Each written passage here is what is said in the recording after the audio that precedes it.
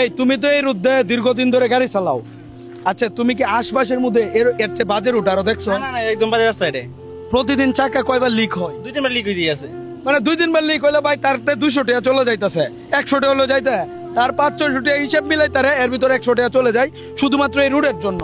আচ্ছা কৌশে তুমি ভাই একটা মানে সত্যি কথা কইবা, একটা গর্ভবতী মহিলা নিয়ে কি তুমি এই রুটে যাইতার বা? না, এটা অসম্ভব যাওয়া একদম। কেন ভাই এই রুটটা কেন এমন থাকবে ভাই? আমি কথা বললেই আমার দোষ।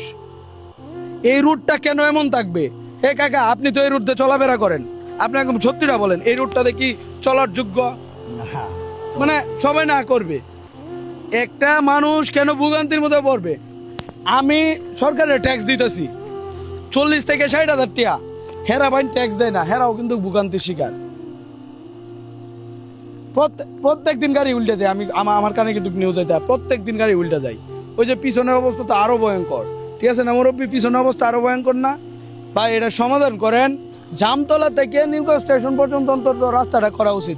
আমি আরেকজন ড্রাইভার রেজি গাই ভাই একটু কারণ ভাই আপনার যেটা সত্যি কথা এটা কইবেন। আচ্ছা আপনার বাড়ির রাস্তাটা দেখি যাওয়ার উপযোগী বর্তমানে? প্রতিদিন গাড়ির চাকাটা কয়বার লিক হয়? সত্যি কথা কইবেন বা হয় কিনা? অবশ্যই তো হয়।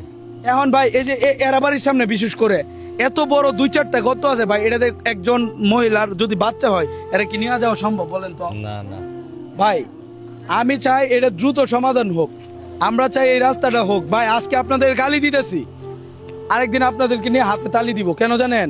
এই রাস্তাটা যদি আপনারা করে দিতে পারেন। তো এই জন্য বলবো, ঠিক আছে ভাই ধন্যবাদ, আমি বলবো আপনাদেরকে রাস্তাটা একটু দ্রুত করার ব্যবস্থা করেন।